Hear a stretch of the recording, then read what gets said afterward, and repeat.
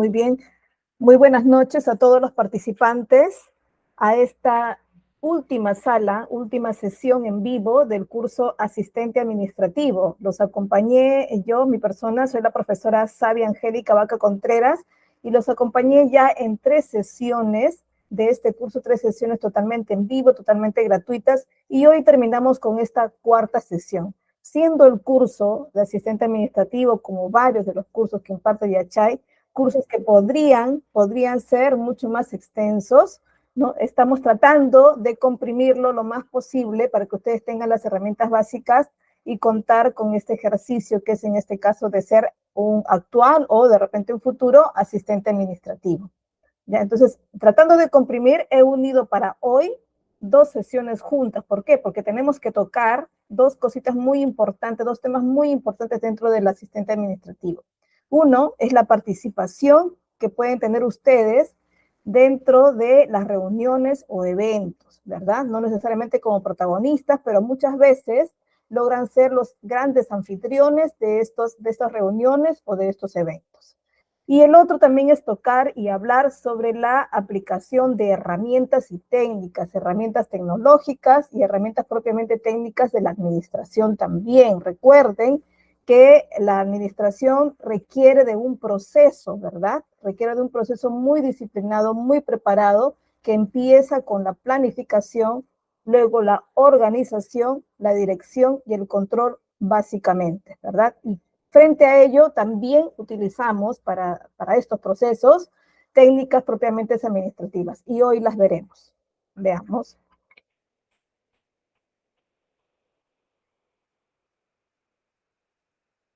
A ver.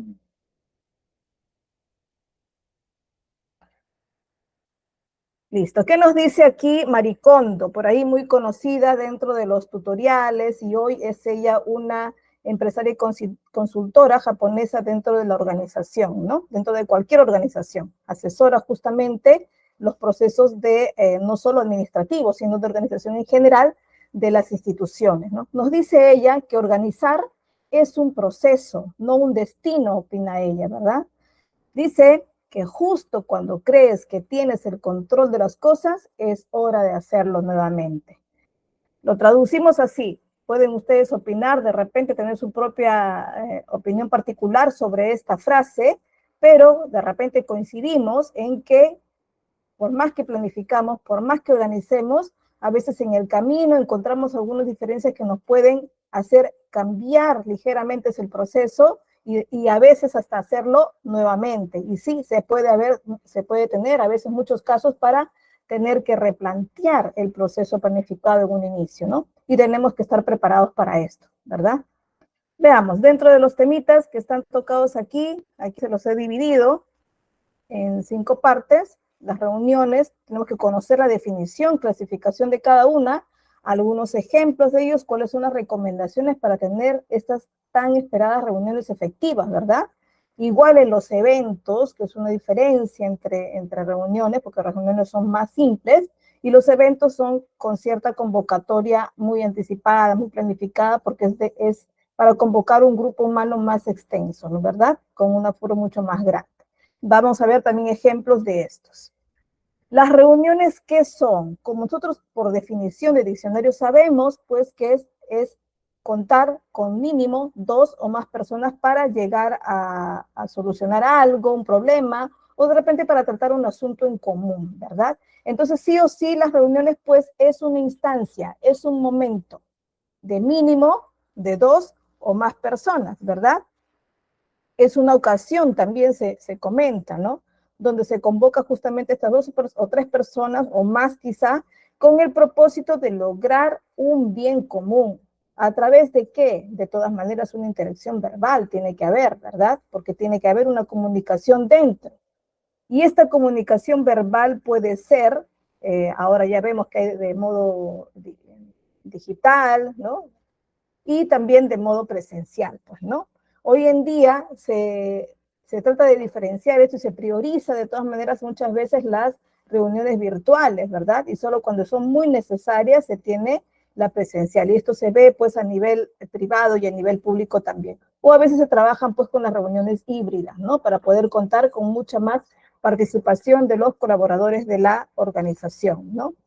¿Cómo se podrían clasificar? ¿Cómo se podrían clasificar estas reuniones?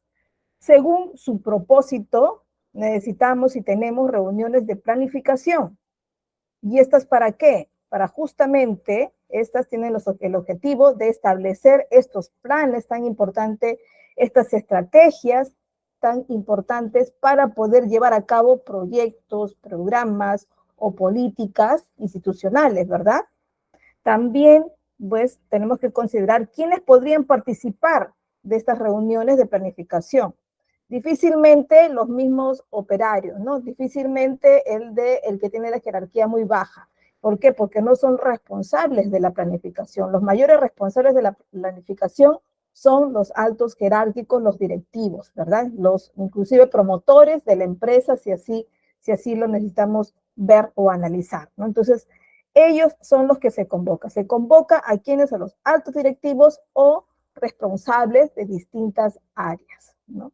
Los otros tipos de reuniones, según su propósito, son las reuniones de coordinación, cuyo objetivo, pues, es asegurar esta llamada coordinación entre diferentes departamentos, diferentes unidades, diferentes gerencias o diferentes, en general, diferentes áreas organizativas dentro de la institución, sea público o privada, ¿verdad?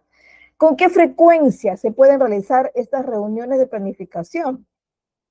Puede ser que sean semanales, quincenales o quizás sean bimensuales, ¿verdad? O semestrales. Puede ser también, va a depender mucho de cómo se calendariza esto dentro de los planes organizativos, dentro de los calendarios internos de la institución, ¿verdad? Luego, las otras reuniones son de seguimiento o evaluación, cuyo objetivo es revisar el progreso de los proyectos, de los programas o políticas y evaluar pues su desempeño, ¿no? Es lo más importante de una reunión de seguimiento y evaluación. Son casi reuniones de supervisión, ¿verdad? Son para ver y revisión de metas, revisión de alcance, revisión o de repente replantear alguna política para poder llegar justamente a ese seguimiento o a esa meta trazada para ventas, por ejemplo, ¿no? Las otras reuniones son las reuniones de toma de decisiones, son reuniones en las que a veces se convoca a cierto grupo de trabajadores para de repente tomar una decisión importante y someterlo quizá a votación, ¿verdad? Y se tiene que esto evidenciar y, bueno, tomar un acuerdo dentro de una comunicación, en este caso, como reunión, ¿verdad? Luego están las reuniones informativas, donde solo convoco a este grupo para informarles algo que ya decidió de repente la alta dirección y simplemente es para comunicarlo. Podría ser que se reemplace con una comunicación mediante documento escrito, puede ser, pero a veces se necesita que ellos estén para poder recibir el tan necesario, a veces feedback de los presentes, colaboradores, como también de los directivos que puedan estar a cargo de esta reunión. Hay reuniones también de consulta, donde muchas veces se convierte también en reuniones de votación, ¿no? Donde se pregunta a los participantes qué se podría hacer o qué proceso sería el mejor o cuál es el procedimiento más adecuado para cierta actividad que se desea programar de repente, ¿no? Hay reuniones de capacitación también, ¿no? Inclusive hoy en día están ya incluidas dentro de los calendarios de empresas privadas para sus trabajadores, inclusive cuando entra nueva maquinaria o cuando entra nuevo software, sí o sí hay una reunión de capacitación para ellos tipo inducción, ¿verdad? Sobre esta nueva actividad. Hay reuniones de crisis también, generalmente con los gremios ya organizados dentro de una empresa que podría ser muy grande, donde ya a veces cuentan con sindicatos, entonces necesitan también a veces atender ciertos problemas que han sido sacados a la luz de repente por el mismo gremio, ¿no? Entonces, estas reuniones de crisis a veces son muy importantes tomarlas a tiempo antes de que empeore la situación, ¿verdad? Veamos también otro tipo de clasificación, según los participantes, ¿no? Habíamos visto que hay casos en los que se requiere la participación de directivos, entonces será pues una reunión de directivos. A veces necesitamos reunirnos a los supervisores nada más, ¿no? A los encargados de ciertos departamentos y serán llamadas pues las reuniones de mandos intermedios, ¿verdad? Las otras ya pueden ser reuniones operativas de equipo, es decir, reunión con ciertos ejecutivos, ciertas personas que toman ya, ejecutan la parte ya muy operativa de producción misma de la empresa, ¿verdad? O institución pública, por ejemplo, que ve la parte de los procesos específicos para un servicio dado, ¿no? Un servicio muy específico. Y se reúnen para poder tratar cuáles son los pasos que se van a seguir para prestar esta atención, ¿verdad? De la manera más adecuada. Las otros participantes pueden ser interdepartamentales, es decir, requiero hacer cierta compra de repente, cierta compra especial para mejorar los insumos y así mejorar la calidad del producto que tengo para mi empresa. Entonces, ¿a quiénes voy a reunir? A logística, puedo reunir a un representante de la parte de laboratorio para poder medir de repente cierto tipo de insumo que se necesita, un insumo químico de repente que se necesita para el pintado, para el teñido de algunas telas, entonces convoco también a alguien de laboratorio, ¿no? A alguien que decida de repente el hecho de contactarse con los proveedores también, ¿no? De repente necesito medir presupuesto, llamo a finanzas o llamo a contabilidad, ¿no? Entonces me reúno con diferentes departamentos para poder llegar a un acuerdo de cómo realizar esta compra que va a mejorar la calidad de mis productos a través de una nueva compra de insumos, ¿no? Podría ser un ejemplo. Otras de las reuniones son reuniones externas. A veces se organizan reuniones o grandes eventos donde necesito contactarme de repente con la municipalidad, necesito contactarme de repente con algún gremio organizativo dentro de mi institución y por ahí la participación de una empresa privada, ¿no? De repente como promotora también. Entonces, son reuniones externas donde voy a convocar a los que me permitan realizar el apoyo de repente para la realización de un evento grande o un evento de capacitación muy grande, ¿verdad? Entonces, sí o sí, pues hay que también considerar estos tipos de reuniones planificadoras, sobre todo para estos grandes eventos, ¿no?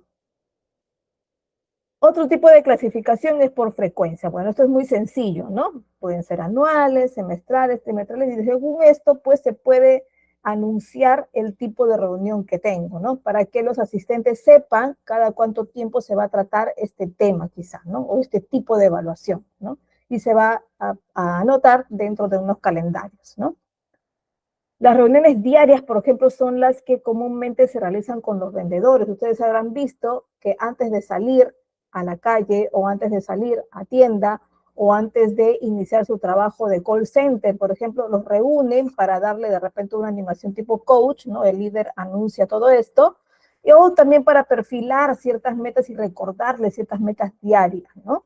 Y de repente lanzarle también en ese momento y explicarles una nueva promoción del día, ¿no? Para que la tengan a la mano y poder explicarlos a los usuarios que en ese momento están comunicándose de alguna manera, ¿no? Acudiendo físicamente a las bodegas, por ejemplo, o atendiendo en el mismo local, ¿no? De atención pública presencial, o de repente a través de un call center, ¿no? Entonces, ahí, de ese modo, pues se agrupa a este teamwork, a este equipo de trabajo para poder empujarlos a la cancha, como quien dice, ¿no? Las reuniones entonces requieren, dependiendo la envergadura de esta, dependiendo la magnitud que tenga esta reunión, que se mide generalmente por la cantidad de personas que convoco, ¿no? Y necesito sí o sí, pues, contar con una organización. Necesito pensar primero cuáles son los objetivos principales para esta convocatoria, ¿no? Luego requiero cierta planificación de anotación de quiénes van a participar, o quiénes van a ser los ponentes, si voy a necesitar algún tipo de merchandising o algún tipo de logística o algún tipo de material físico, pues en ese momento lo comienzo a planificar para luego solicitarlo, ¿verdad? Necesito pensar también en la propia convocatoria, cómo es que voy a anunciar esta reunión, ¿no? Ojo que estos pasos que están así divididos en 8 o 9 pasos, perdón, 2, 4, 6, en 7 pasos, pueden ser también tomados en un momento, ¿no? En menos de media hora. Pero sí o sí, pues en nuestras cabezas siempre va a estar pensar en seguir paso a paso esta organización, ¿verdad? Luego de que convoco, que ya pienso cómo me voy a dirigir a ellos, de repente les mando un correo electrónico, de repente lanzo un comunicado si tengo una red social compartida, de repente presencialmente los veo a todos dentro de la empresa y pego pues letreros por todas partes, ¿no? Busco la manera más sencilla y más masiva para poder llegar a todos y lanzo mi convocatoria, mi invitación en este caso, ¿no? Y luego listo todo lo que tiene que ver con la logística, ¿no? Si es una reunión grande donde voy a requerir entregarle de repente algún tipo de recuerdo, ¿no? Porque de repente es una reunión de un día donde estoy lanzando de repente un producto y tengo que entregar una prueba de esto, entonces tengo que pensar en la logística, cómo la voy a disponer, ¿verdad? Luego, en el desarrollo propio de la reunión, ya empiezo a anunciar todo lo que se había estipulado dentro de una agenda, porque tengo que anunciar previamente una agenda, ¿verdad? Y en ese momento comienza el desarrollo, ¿no? Ojo, que de todas maneras una reunión muchas veces amerita evidenciarla y escribirla, ¿no? Escribirla mediante un documento que se llama el acta, que la habíamos visto ya en sesiones anteriores, ¿no? Y cuál es su estructura de este. Entonces, en el desarrollo tengo que pensar en quiénes son mis participantes, quiénes estuvieron ausentes, quiénes debían estar y son importantes. Entonces, todo esto lo tengo que escribir en un documento para que evidencie lo que se realizó en la reunión, ¿no? Y esto está en pleno desarrollo, ¿no? En la plena etapa de desarrollo se piensa en esto. Y ya en el cierre hago la despedida respectiva, los agradecimientos, la escritura, la firma de todos los que asistieron, si así lo amerita, considerando las jerarquías de los participantes, ¿verdad? Y en la parte final, así sea corto el tiempo que realice todos estos pasos, tengo que pensar sí o sí en una evaluación y seguimiento, es decir, en una de repente análisis entre los organizadores para ver cuáles fueron los puntos flojos, qué es lo que hay que mejorar en una próxima reunión y de repente hacer el seguimiento de los acuerdos de repente que se tomó en dicha reunión, ¿no? Porque hay que ver que se haga, hay que ver que se realice lo que se ha puesto de acuerdo, ¿no? Y quizá requiera alguna próxima reunión de evaluación de los acuerdos tomados, ¿no? Entonces, todo esto se centra al final en una evaluación y en un cierre anotado, ¿verdad? Escrito. Las reuniones efectivas, ¿cómo lograr una reunión efectiva? Sí o sí no puedo olvidarme de que hay un objetivo y lo tengo que lanzar incluso al comienzo cuando inicie mi reunión. Tengo que, desde la agenda, ya la voy anunciando desde la invitación. Y cuando aperturo mi reunión, no me tengo que olvidar que tengo que mencionar primero, al momento que se hace la apertura, de cuál es el objetivo principal de esta reunión. Y empezar así, con prioridades. Son varios temas que voy a tratar, tengo que empezar por el más importante, ¿no? A veces se suele empezar, si se tienen varios temas chiquitos, se suele empezar por los más sencillos para acabarlos de una vez y colocar al medio de los temas el más importante, pero nunca el tema principal, nunca debemos dejarlo al final, ¿no? Eso siempre debe ser o en medio o al comienzo, ¿no? Según los temitas que estén escritos en nuestra agenda, ¿no? Planificar, no dejar de planificar por más que nuestra reunión sea chica. ¿Por qué? Porque lo tenemos que preparar con anticipación, ¿no? Mínimo, si yo ya de repente realizo estas reuniones iguales muy frecuentemente y son siempre las mismas, siempre por lo menos tengo que tener una pauta, ¿no? Escrita donde apunte los temas y las cosas que no se me tienen que olvidar o dirigirme a tales personas, ¿no? Entonces, esos puntos son importantes sí o sí escribirlos. No puedo irme con las manos vacías a una reunión si soy el organizador o si soy el asistente que apoya, ¿no? Tengo que irme con algo escrito, ¿no? Y con algo que también me permita anotar, porque al final voy a tener que realizar un documento que justifica esta reunión, que es el acta, ¿no? Entonces, tengo que ir armado, pues, para esta reunión y mucho más si ustedes son actuales o futuros asistentes administrativos, ¿no? Entonces, es importantísimo ir armados para esto, ¿no? Considerar también que se convoca a las personas necesarias. Ojo, a veces se dice que esta reunión es de repente de planificación y por ahí se le invita o se ingresan operarios, ¿no? Y a veces no se necesita la participación, no es por minimizarlo a ellos, sino porque hay otros momentos para tomar de repente sus opiniones, ¿no? O de repente ya se han tomado, se deben tomar previamente las opiniones de los operarios para después llevarlo a la reunión de planificación. Podría ser que ingrese, por ejemplo, a una reunión de planificación algún líder del gremio, ¿no? Algún líder de alguna área específica, eso sí, ¿no? Y requiere de todas maneras de haber invitado, ¿no? Porque para que los demás también estén preparados de su presencia, ¿no? Elegir un lugar adecuado, sí, ¿no? Dependiendo el aforo que se necesita, dependiendo del material que tengo que llevar.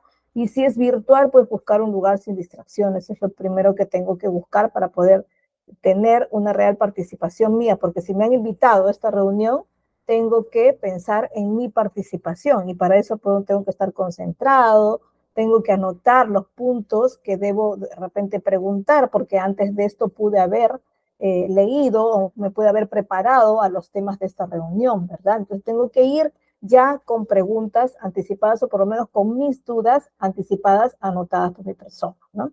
Entonces esto es recomendable cuando apoyamos o cuando somos partícipes de esta reunión. A ver, ¿qué más? ¿Qué más? ¿Dónde está? Nota. Listo. Las reuniones efectivas también, esto hay que considerarlo bastante, ¿no? Nos dicen, no sé si algunos no peruanos están aquí, pero se mencionaba, por ejemplo, que cuando empieza tarde es porque es la hora peruana, ¿no? Pero ya no estamos hablando de oro. Ahora tenemos que pensar pues que el tiempo es oro y tenemos que pedir puntualidad. Hay reuniones en las que a veces se convoca y se dice va a empezar a las 8 o va a empezar a las 9 ya. Supongamos que digamos que va a empezar a las 9 de la mañana. Pero hay que citarlos a las 8:30 para que empezara a las 9. Yo les aconsejaría que podrían poner la reunión 9 de la mañana, pero pueden ir ingresando desde las 8:30. Es muy diferente decir empieza a las 9, pero le ponemos a todos a las 8:30, ¿no? Es al revés. Más bien hay que decirle sí o sí, mi reunión empieza a las 9 de la mañana, va a empezar con los que estén, pero se va a aperturar la sala desde las 8:30. No es una sala presencial. Si es una sala virtual, pues se puede aperturar la sala 10 o 15 minutos antes, ¿no? Pero sí mencionar una hora de inicio como hora real, ¿no? Empezar por los puntos importantes, lo que les había dicho. Si vemos de que son 2 puntos nada más que se van a tratar, primero siempre el punto importante. Si fuesen 5 puntos importantes, donde 2 de ellos son muy chiquitos y muy fáciles de solucionar, entonces se podría empezar con esos 2 puntos fáciles y en medio poner el punto más importante y después al final los otros 2 que pueden ser hasta los postergables, ¿no? Cuando no se llega, no se termina en la hora, entonces podrían ser puntos que pueden tomarse en otra reunión, ¿no? ¿Qué más? Sintetiza las conclusiones. Se recomienda al final de la reunión leer las conclusiones. Recuerden que se tendría que tener un dispositivo que ayude a poder llevar la reunión para poder ir haciendo las anotaciones de acuerdo a los que vayan participando y sintetizar o por lo menos clarificar entre los que están participando cuáles van a ser las conclusiones de esta reunión, ¿no? Entonces, esto es importante hacerlo de repente en plena reunión para que al momento que se escriba sea mucho más rápido, ¿no? Igual hay que documentar lo que les había dicho, ¿no? Hay que documentar la parte de lo más que se pueda de la reunión en un documento que comúnmente llamamos acta, ¿no? Listo. Ahora, los eventos. Ya no es tan fácil como una reunión, ¿verdad? Una reunión puede ser grande, pero un evento muchas veces puede ser un full day, claro, puede ser un día también, pero normalmente toma varios días, ¿verdad? Y estos, pues, los eventos son reuniones sociales, de hecho, programadas, sí o sí, hay un objetivo común, pero son a veces para fines culturales, pueden ser fines de celebración, pueden ser fines de entretenimiento, pueden tener fines de experiencias, pueden tener fines de capacitación, ¿verdad? Y muchos más, muchos más. Hay muchas finalidades que nos ayudan, hasta presentación de productos también, para organizar un evento, ¿no? Ahora, para organizarlos, también tenemos que tener ciertas pautas, ¿verdad? Y mucho más si es un evento. Un evento ya no es tan ligero como una reunión que a veces la puedo tener hasta repentinamente y solo sacar mis pautas y ya, ¿no? En un evento sí se tiene que organizar, pensando muy bien en los objetivos, en la planificación, el equipo que voy a contar para esto, ¿verdad? Tengo que convocar primero a este equipo colaborador antes de realizar incluso el mismo desarrollo, inclusive la convocatoria de este evento, ¿no? Tengo que pensar acá con mucho más detalle, porque a veces la logística sí va a requerir algún equipo de merchandising, algún equipo de exhibición o de entrega, ¿no? O de ciertos recordatorios o de ciertos boletines. Entonces, todo esto hay que prepararlo previamente dentro de la etapa de logística, por ejemplo, ¿no? Y luego recién de esto ya puedo pensar en la promoción. Es decir, si yo voy a organizar una feria, tengo que pensar en los stands, quiénes van a ocuparme los stands, ¿no? Entonces lo organizo antes de lanzar el inicio, ¿verdad? Tengo que tener primero a esas personas que van a ocupar el stand, inicio una previa promoción con ellos primero antes de los mismos participantes, ¿verdad? Luego hay una etapa de inscripción, ¿no? Donde yo llamo primero a los que van a ser de repente los, los que van a ocupar los stands, hay una primera apertura para ellos, los inscribo también y luego hay una inscripción sobre los participantes directos, ¿no? Hay toda una preparación del contenido mismo de la publicidad, de la inscripción que se hace, ¿no? Y esto pues a través de todos los medios de comunicación que ahora manejamos, ¿no? Y mayormente son las redes sociales, ¿no? Entonces hay que manejar por ahí un tipo de promoción especial. A veces se requiere algún ensayo, por ejemplo, las grandes graduaciones universitarias, pues asisten a un ensayo para poder medir al menos los espacios, la distribución y el tiempo que requiere para esto, ¿no? Hay ciertas tomas de fotos también, ¿no? Entonces, hay eventos que sí requieren algunos ensayos y otros pues no, ¿no? Y luego ya se inicia pues la ejecución propia del evento, ¿no? Y no olvidarnos que al final de todo procedimiento siempre, siempre, siempre hay una evaluación y seguimiento del mismo, ¿no? Tenemos que ver cuál ha sido el resultado del evento, si llegamos a los objetivos, si llegamos a la satisfacción de los usuarios, etcétera, ¿no? Mediante ciertos criterios de desempeño que tengo que previamente anunciarlos incluso al equipo, ¿verdad? Entonces, es el momento, el final, donde no termino con solo la ejecución del evento y el cierre y el gran evento final que se puede hacer por la reunión también, el evento también, sino que además no me tengo que olvidar pues de esta gran importante evaluación y seguimiento del mismo, ¿no? Por aquí vamos a ver algunos tipos de reuniones, unos tipos de eventos, perdón, que se tienden a organizar las empresas, ¿no? Para integración, por ejemplo, del llamado team building, que es el equipo de trabajo, ¿no? El equipo constructivo de la empresa, ¿no? Y se realizan actividades como esta, a veces acompañados de un coach organizacional, ¿no? Entonces, esto también se necesita conocer también el asistente administrativo para que pueda apoyar en esta organización, ¿no? A veces en las fiestas y celebraciones internas, aniversarios, fiestas importantes como son la Navidad, fiestas patrias, ¿no? O cumpleaños de algunos colaboradores del equipo, entonces también se organizan mediante fechas, ¿no? Otros tipos de eventos pueden ser, por ejemplo, los eventos de marketing y promoción, que son los que anuncian, por ejemplo, los nuevos productos o servicios de algunas empresas, ¿no? Samsung, por ejemplo, suele anunciar por cada producto que saca, ¿no? Y invita a los proveedores, invita a veces a empresas importantes que acuden, que son las primeras que acuden a la compra, ¿no? Y es un evento pues muy, muy grande, pero generalmente es un full day, ¿verdad? Las ferias y exposiciones también son otros eventos que hoy incluso las instituciones públicas lo organizan mucho, ¿no? Los webinars, los eventos virtuales con capacitaciones, con por ahí reforzamientos de algunos procedimientos, de algunos temas, ¿no? Se los organizan incluso los diferentes ministerios, ¿verdad? Con Perú a través de la promoción del turismo y los diferentes ministerios que tenemos en Perú y las empresas privadas mucho más, ¿no?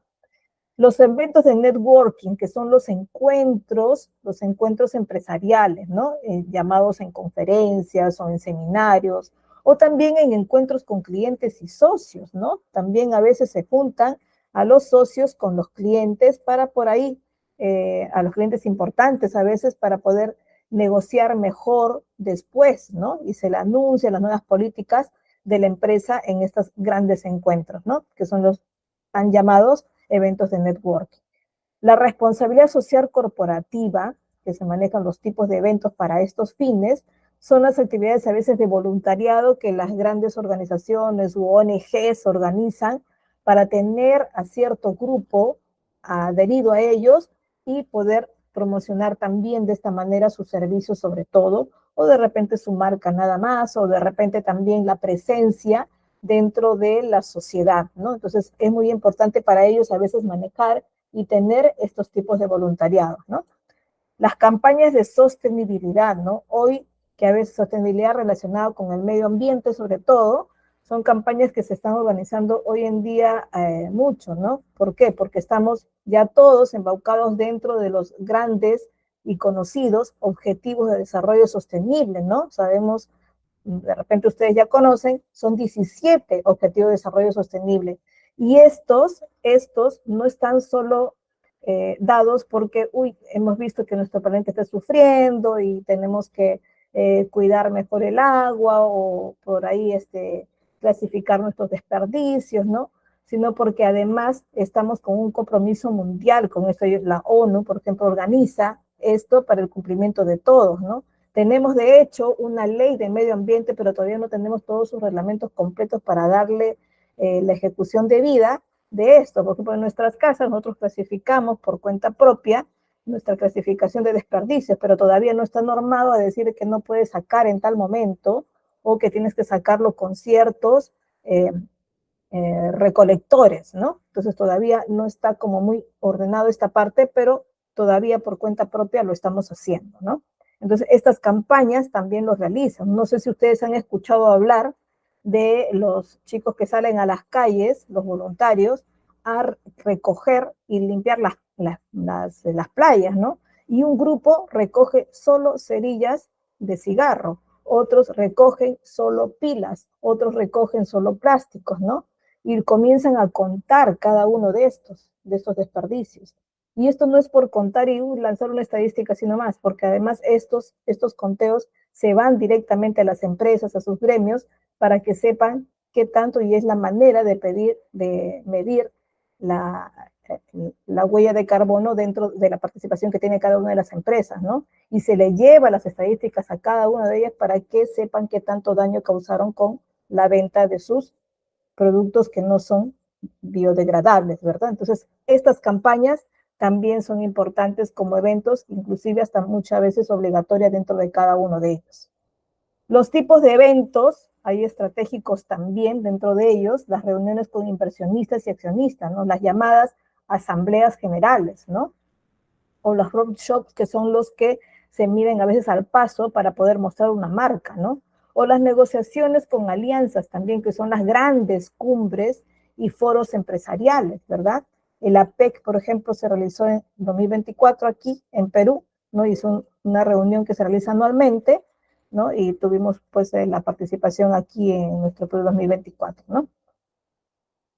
Otros eventos son los que ustedes ven aquí en el gráfico, en los llamados roadshow, que son los anuncios de los nuevos servicios y productos que ofrecen ciertas marcas, ¿no? Y nos brindan a probar al público que va pasando, nos dan a prueba estos productos, ¿no? Aquí, por ejemplo, tenemos uno de Samsung, donde ellos en ese momento no están vendiendo, sino solo están probando sus productos, ¿no? Y de manera interactiva incluso, a veces nos colocan unos lentes de realidad virtual para probar los productos que ellos tienen como nuevos, ¿no?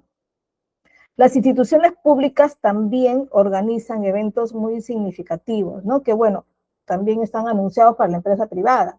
Los mismos simulacros y ejercicios de emergencia que hoy en día pues todos tenemos que cumplir, la empresa privada y la institución pública, y la tiene que hacer sí o sí en la hora que está establecida, ¿no? Las conferencias y seminarios que se organizan mucho también dentro de los diferentes ministerios, las audiencias públicas, ¿no? Para poder de repente lograr el tan ansiado presupuesto participativo que organizan las municipalidades, ¿no? Y ellas pues sí están realizándolo porque tienen fechas incluso establecidas para esto, ¿no?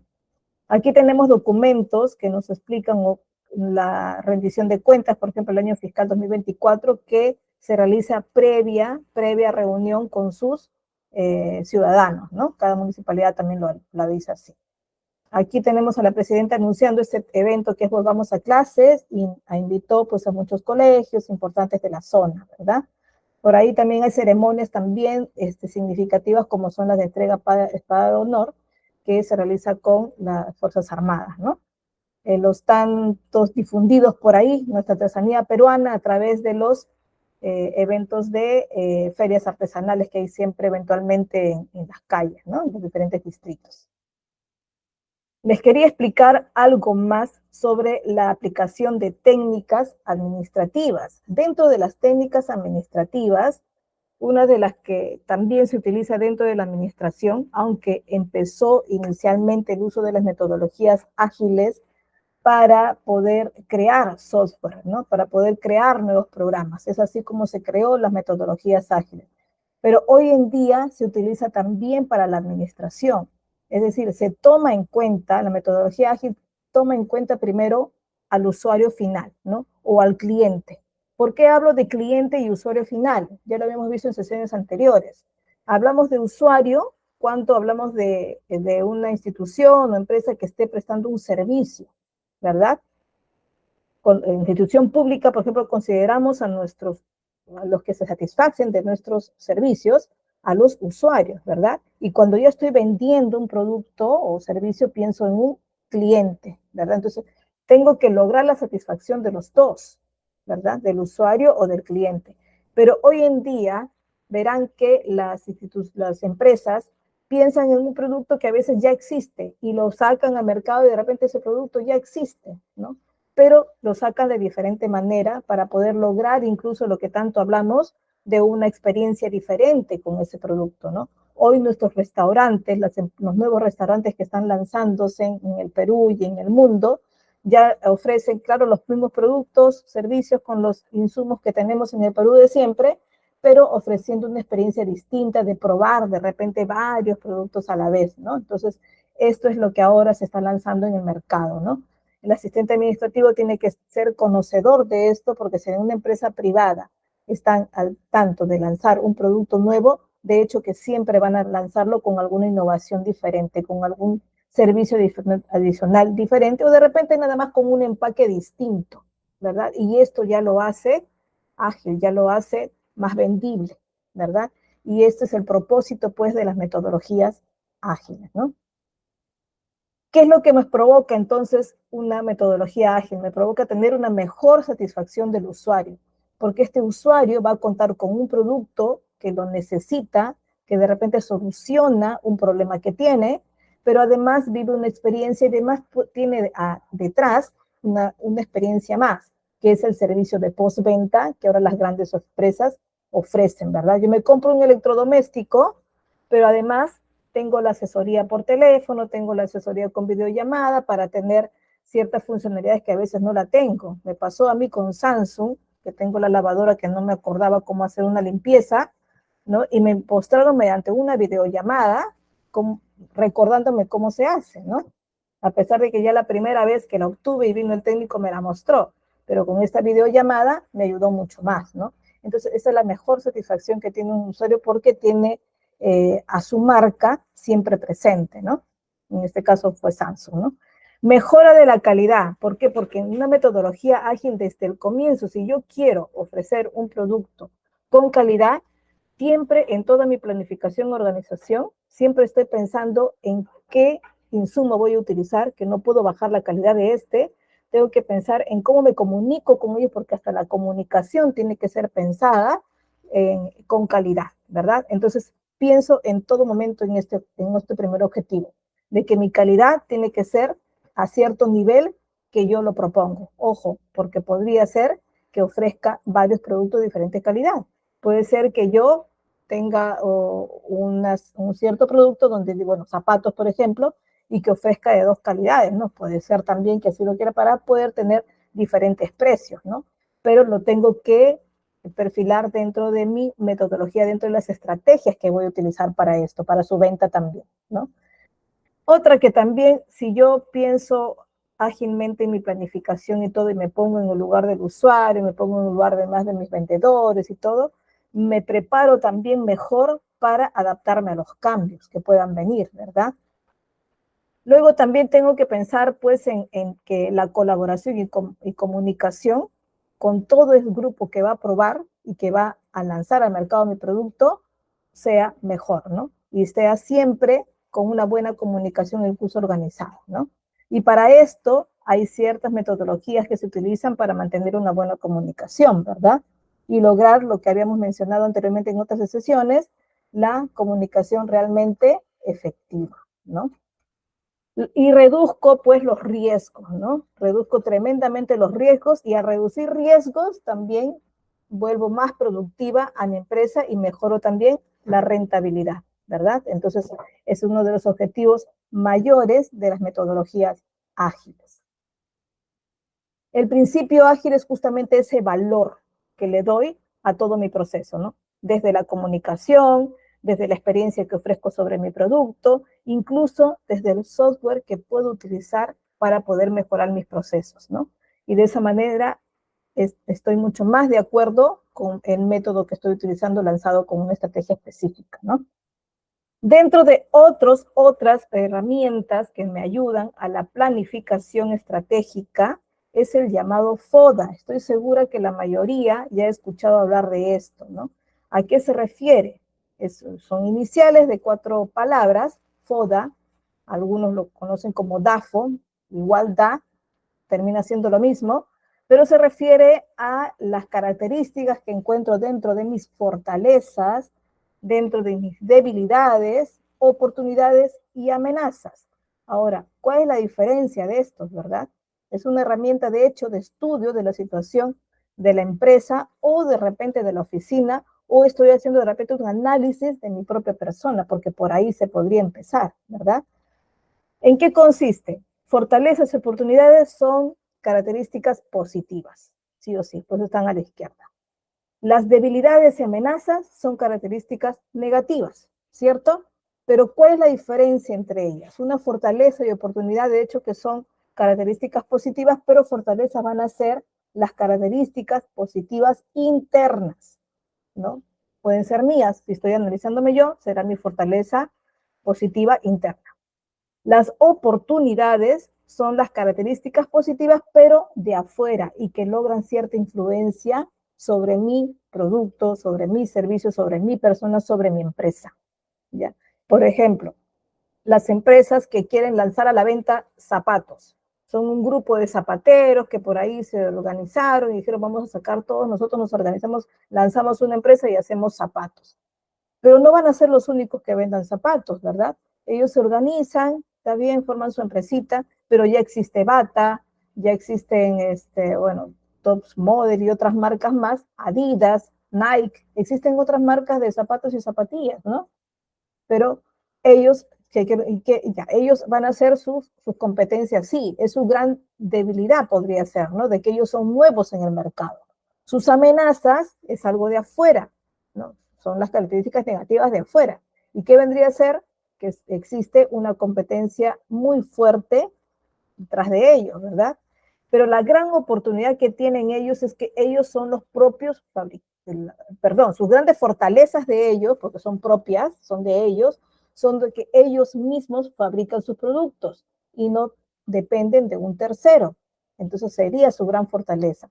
Su gran oportunidad es que la venta de zapatos sí o sí es cada cierto tiempo, porque ahora se fabrica grandemente este fast fashion que se hablan, los productos que no tienen una muy buena calidad, pero que la moda hace que compren continuamente, ¿no? Entonces, esta moda continua, ¿no? Y el hecho de que las personas estén comprando cada vez más prendas de vestir y zapatos es una gran oportunidad para la venta, ¿no? Entonces, ¿por qué? Porque es una característica externa. Entonces, vendría a ser esta una oportunidad, ¿verdad?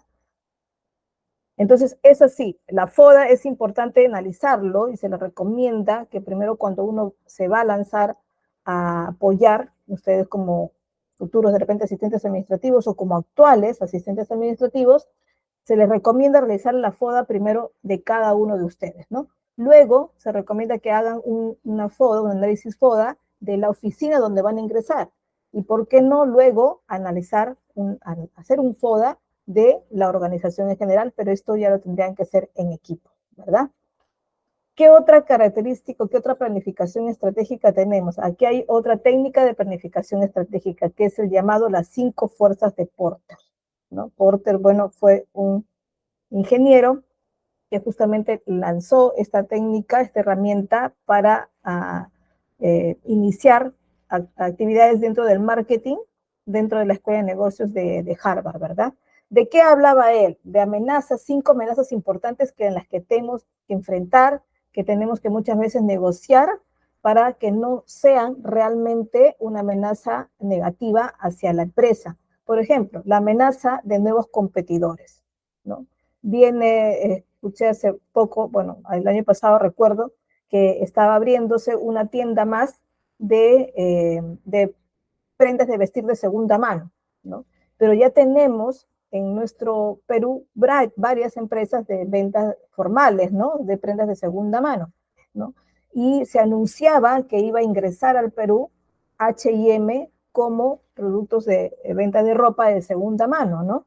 En otros países se manejan grandes almacenes de ventas de ropa de segunda mano, ¿no? Y se anunciaba que iba a ingresar. Y esta empresita iba a salir para vender su producto de segunda mano, ¿no? Entonces, sus grandes competidores o amenaza de competidores iba a ser H&M, ¿no? Porque H&M tiene unos grandes almacenes en todo el mundo, entonces iba a ser una gran amenaza para ellos, ¿no? Y esta amenaza de nuevos competidores que todavía no estaba acá en Perú era algo a lo que se tenía que estar preparando, ¿no? Y seguir viendo a veces las características de ellos, analizar un FODA de H&M para ver en qué parte puedo estratégicamente yo enfrentarme o qué cosa innovar para que sea muy diferente a ellos, ¿no? El poder de negociación con los proveedores. ¿En qué consiste el poder de negociación de los proveedores? Siempre se recomienda que cuando uno tiene que contar con cierto grupo de proveedores, se recomienda mantenerlos, ¿no? No estar constantemente cambiando. De hecho, que al comienzo vamos a tener que probar nuevos proveedores, ¿no? Pero una vez que conozcamos algunos, debemos tratar de quedarnos con ellos. ¿Por qué? Porque mientras más tiempo nos conocemos entre uno y otro proveedor y yo como empresa, entonces podemos negociar mejor tratos diferentes, pronta entrega, ofertas exclusivas para mí por ser un cliente antiguo, ¿no?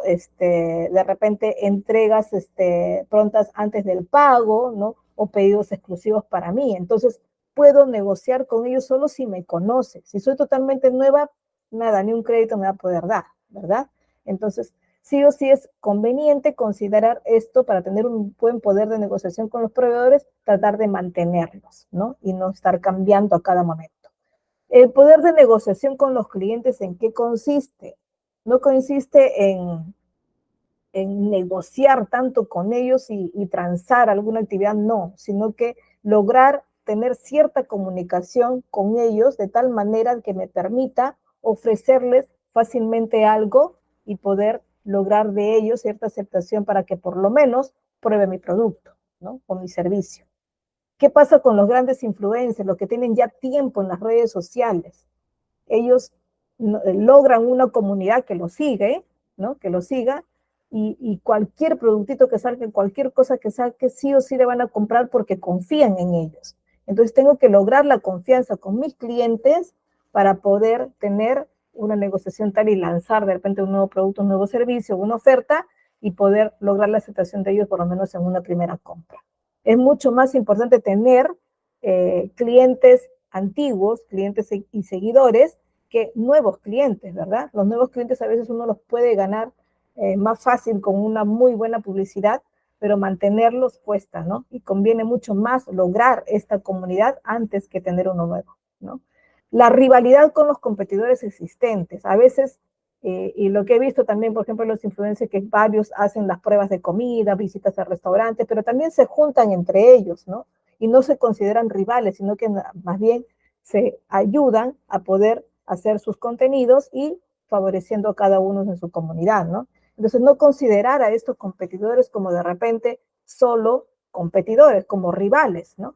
Sino de repente hacer alguna alianza estratégica que nos favorezca a ambas partes, ¿no? Entonces, considerar también alguno de ellos para esto, ¿no? La amenaza de productos sustitutos son las que son los productos que son similares al míos y que podría ser motivo para reemplazar a los productos que yo estoy ofreciendo, ¿no?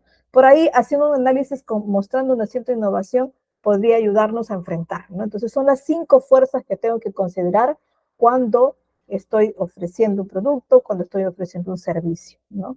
Y como asistentes administrativos hay que considerar, sobre todo de una empresa privada donde tiene a la venta productos, entonces hay que considerar estos puntos a tratar cuando se habla de negociación, ¿no? Veamos este gran planificador estratégico, ¿no? Se utiliza mucho para las empresas, pero también se utiliza para las instituciones donde solo se ofrece servicios. Incluso se puede utilizar para la institución pública para poder enfrentar de repente algún problema que se ha suscitado si realizamos este análisis, y mucho mejor si lo realizamos en equipo. O de repente para lanzar cierto programa, ¿no? Cierto programa. Es el llamado Lean Canvas, ¿no? Que es una adaptación del llamado, y empezó así, con un Business Model Canvas, porque se utilizaba para la organización de empresa, para lanzar una empresa recientemente, ¿no? Y tiene todos estos cuadros donde simplemente podemos completarlos, ¿no? Se completan según la numeración que vamos siguiendo, ¿no? Se empieza generalmente por el segmento del cliente, donde estamos en la mano derecha, el número 1, dice el segmento del cliente, el segmento objetivo. Y ahí perfilamos generalmente edad, sexo, ocupación de repente, ¿no? De este grupo humano a quien me quiero dirigir, ¿no? Es como el alcance que le doy de lo que quiero preparar, del programa, del producto, del servicio que quiero de repente actualizar o lanzar al mercado o recién tenerlo, ¿no? Recién innovarlo. Entonces pienso a quién va a alcanzar esto, a quién va a beneficiar, ¿no? Y este vendría a ser el segmento de cliente o el segmento de usuarios, que también podríamos mencionar, ¿no? También se piensa a la vez en el problema, es decir, tengo que encontrar algo que tengo que solucionarle a este segmento de cliente, a este segmento de usuario. Y lo describo en la parte del problema, ¿verdad? Pienso luego cómo sería esta solución con un valor, además, con algo diferente, ¿no? Con un valor único, una innovación presentada, ¿no? Y pongo este concepto en la parte de medio, en la parte de centro, donde dice TOPS, ¿no? Luego pienso en las características que voy a ofrecer de este producto o servicio, de este programa, y comienzo a describirlo en las características de la solución que está en el punto 3, ¿verdad? Y luego pienso en cómo llego a ellos, con qué vía de acceso llego, con qué medio de comunicación llego a estos clientes o a este usuario, y lo describo en la parte de canales, ¿no? Luego seguiría, después de escribir esto, tengo que pensar también en los ingresos, el flujo de ingresos, de esto que me va a beneficiar, si es que me va a provocar un ingreso, ojo, económico, ¿no? Si no, simplemente no pongo, si no me va a provocar ningún ingreso, sino nada más una satisfacción, ¿no? De usuarios. Una institución pública, por ejemplo, no mide los ingresos, ¿no? A menos que esté alistando algo para ingreso propio, pero generalmente no, ¿no? Entonces esa parte no la llenaría porque no. Podría ser que ponga qué satisfacción provoque a la institución o a los usuarios, sí podría describirlo ahí, pero no haría un flujo de ingresos, ¿no? Pero sí tendría que haber una estructura de costos, porque de hecho hay un gasto que hacer, ¿no? Y hay un presupuesto que lanzar previamente para ver si se puede realizar este producto, este servicio, este progreso, este programa. Entonces, previamente se alista en un documento así, que vendría a ser un esquema, ¿no? Un esquema nada más, porque de hecho cada uno de estos puntos requieren más detalles escritos, ¿no? Y se comienza a tener un documento ya planificador, ¿no? ¿Qué otro más? A ver, el tan ansiado y conocido por ahí, el Design Thinking, ¿no? ¿En qué consiste el Design Thinking? Consiste en contar y seguir 5 etapas para innovar algo. A veces hasta, y fue creado este planificador para crear productos, ¿no? Y se piensa primero en ponerse en el lugar del cliente, en el lugar del usuario, en el lugar de las personas que se van a beneficiar de este producto o servicio. Y comienzo a empatizar con ese grupo, es decir, comienzo a ver qué características tendría este grupo, estos usuarios o estos posibles clientes, ¿no? Y para eso también hay un diagrama especial que se llama el mapa de empatía, que es donde se contestan a diferentes preguntas para hacer un mejor análisis de este cliente, ¿no? Ahora, ¿cómo es que hago estas preguntas? O me las puedo imaginar de acuerdo a estas estadísticas que por ahí pueda leer, o de repente realizo un encuentro especial con un grupo de clientes foco, ¿no? Que para eso se llama pues una reunión especial que se realiza, ¿no? Donde se obtienen a diferentes personas que podrían tener las características que quiero perfilar, ¿no? Y se le hace estas preguntas, o se puede hacer una encuesta también con ellos, ¿no? Es el llamado focus group que se organiza a veces, ¿no? O sea, agrupa a un grupo de personas que son justamente el foco de mi interés, ¿no? Y luego que tenga ya desarrollado este mapa de empatía, comienzo a poner las características en esta primera parte donde dice empatizar, y luego paso a la parte de definir, es decir, comienzo a pensar en la definición del problema que le voy a solucionar, ¿verdad? Porque siempre para todo innovación, para todo producto o servicio que voy a ofrecer, tengo que pensar en que le tengo que solucionar un problema específico a veces, ¿no? Luego comienzo a generar las ideas en cómo es que voy a solucionar este problema, solucionando un producto, perdón, fabricando algo, un producto, realizando un proceso, brindándole un servicio específico, y lo describo en la parte de idear de cómo va a ser ese procedimiento, ¿no? Si es que es un producto, por ejemplo, puedo hacer un prototipo de esto, ¿no?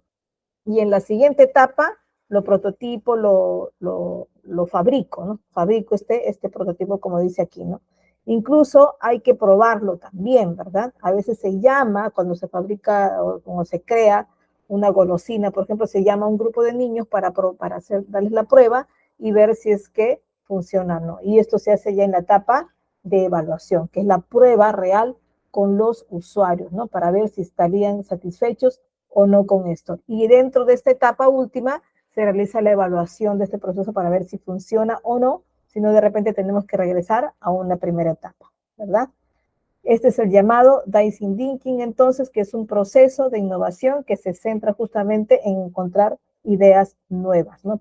Con soluciones creativas.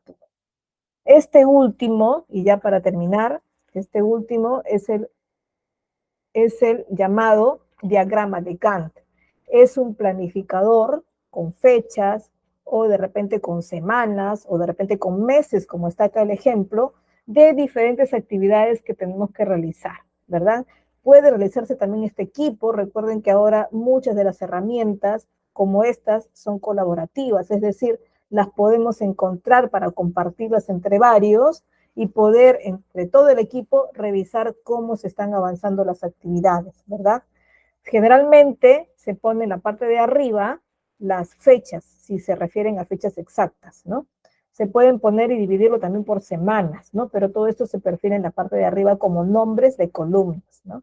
En la parte de la izquierda se colocan las actividades principales. Aquí he puesto, por ejemplo, actividad 1, actividad 2, pero cada una de ellas a veces tiene tareas específicas, ¿no? Por ejemplo, para la actividad 1 tendrá su tarea 1, tarea 2, tarea 3, ¿no? Se acostumbra a poner en una de las columnas los días que me va a demorar cierta actividad o cierta tarea.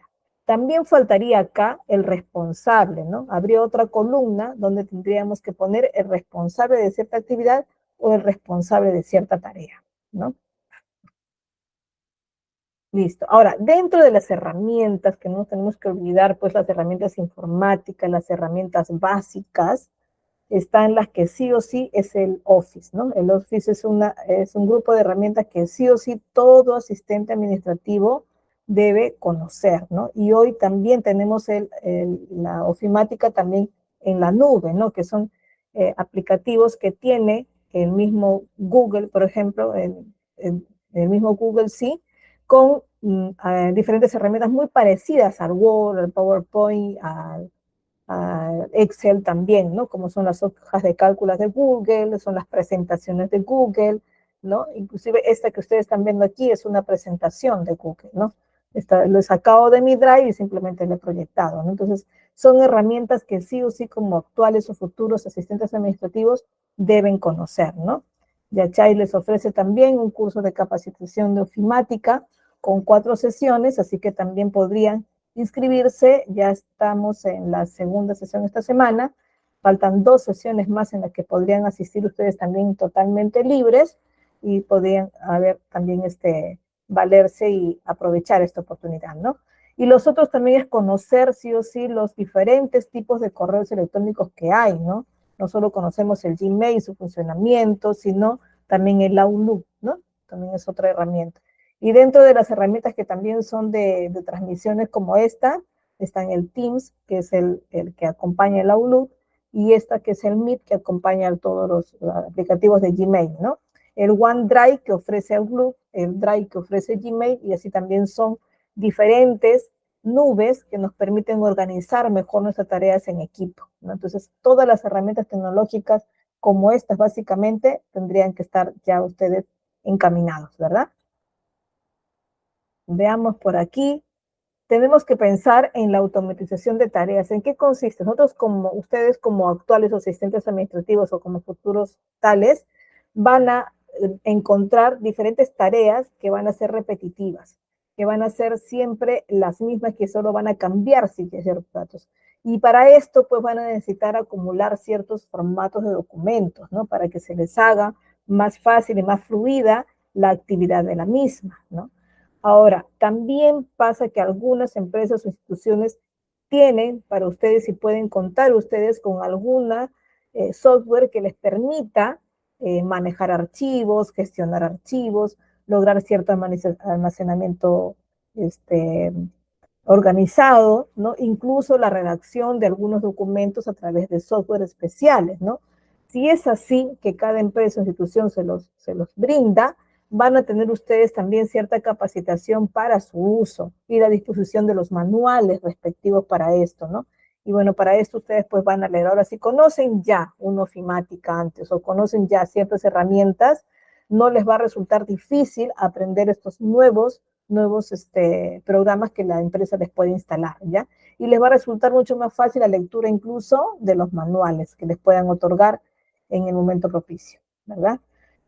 ¿Qué otra técnica tienen que conocer ustedes? Tienen que saber y tienen que conocer pues los grandes pilares de seguridad de la información, es decir, hay seguridad a veces muy confidencial y para esto tienen que ustedes manejar cierta disposición de estas llamadas llaves, ¿no? De seguridad, como son las claves, ¿no? Si tienen ustedes su PC utilizado para una oficina donde tiene información muy sensible, pues sí tiene que poner una clave, ¿no? Para que no esté tan disponible a los demás, ¿no? Es cierto que hoy tenemos una ley de transparencia en donde, sobre todo en instituciones públicas, tenemos que disponer mucha información pública, ¿no? Pero también a las empresas privadas a veces tienen que disponer algunas informaciones dentro de sus páginas web, ¿no? Que son a veces de uso totalmente libre, ¿no? Pero siempre hay que cuidar cierta protección de datos porque también tenemos a la par la ley de protección de datos. ¿Y qué nos dice? Que los datos, está bien, pueden ponerlos ustedes muy libres, pero hay datos en los que no se deben colocar, ¿no? Hoy en día, por ejemplo, podemos encontrar currículums dentro de tantos navegadores que podemos encontrar dentro de los ministerios, incluso podemos encontrar los currículums, pero nunca encontrarán dentro del currículum, a menos que se hayan equivocado, nunca encontrarán, por ejemplo, el nombre del correo electrónico personal de alguien. Nunca van a encontrar la dirección exacta de su domicilio. Tampoco van a encontrar el número de celular personal, ¿no? Solo van a encontrar números de celulares que son institucionales, donde la empresa les proporcionó el número. Entonces, sí o sí, eso se publica. No van a encontrar, por ejemplo, correos electrónicos institucionales, sí, ¿no? Porque estos sí son públicos. Sí tendrían que estar a la mano. Inclusive, pero nunca van a encontrar, eso sí, las direcciones personales, ¿no? La dirección de la empresa podrán encontrar, pero no la dirección personal ni los nombres de las familias, por ejemplo. Estos sí son datos totalmente privados, ¿no? Y no se pueden disponer. Por eso es que se les aconseja a ustedes que cuando tienen, por ejemplo, una gran base de datos de correos electrónicos y tienen que realizar un envío masivo de correo, no se debería publicar, no se debería permitir en el correo que salga público esto. ¿Y cómo es que lo consigo? cómo es que pueden ustedes disponer o utilizar estos correos que de repente están permitidos para el uso de la empresa, pero no para la disposición de todo el público, tener cuidado al momento que los pega, ¿no? Cuando uno escribe su correo electrónico, hay un para, ¿verdad? Hay un lugar donde uno coloca el para. En el para, pues podrán poner el correo electrónico institucional de uno de ustedes, ¿no? En el con copia tampoco se aconseja poner, sino en la parte donde dice con copia oculta. ¿Por qué? Porque ahí solo lo van a ver ustedes, es decir, solo el remitente podrá verlo, pero no los destinatarios, ¿verdad? Les llegará a todos el correo, pero los destinatarios no podrán ver los correos de las otras personas, que muchas veces son correos personales. Y por ahí hay que tener cuidado porque esa parte también incluso hasta es denunciable, ¿no? Yo si no di mi correo y solo le autoricé a esta empresa, no le autorizo que lo difunda, ¿no? Y puedo denunciar ahí. Entonces hay que tener mucho cuidado con esto. También una de las buenas prácticas es contar pues con los antivirus o las copias de seguridad consideradas como backup, ¿no? Y promover además en la empresa, en la institución pública o donde estén ustedes, promover consejos de seguridad personal, ¿no? Por ahí con ciertas inducciones o con ciertas capacitaciones para esto, ¿no? Tienen que tener mucho cuidado, sobre todo cuando ustedes les brindan algún correo institucional y tienen que cuidarlo, este correo, ¿no? Sobre todo de la capacidad de la memoria que va a tener, de no estar descargando cosas, bueno, temas o descargas que no son confiables, ¿no? Y para esto tenemos que conocer por los ruteadores, es decir, de dónde viene esta información. Si viene de un .com, y por ahí mírenlo bien, ¿no? Pero si viene de un .gov, por ejemplo, sabemos que es del gobierno, ¿no? ¿No? Si viene de un rincón del vago.com, pues esa información no será tan confiable, ¿no? Tienen que ser informaciones de instituciones legalmente instituidas, ¿no? Que hagan investigación de repente, ¿no? Si tienen que investigar algo así, ¿no? Entonces tienen que buscar bien de dónde viene esa información para que realmente puedan descargarla. Por ahí hay que tener mucho cuidado porque podemos contaminar la computadora a través de la recepción dentro de los correos también, ¿no? Entonces, listo chicos, hemos llegado creo que al final de esto. Voy a dejar de grabar para que quede correctamente a disposición de ustedes, ¿sí?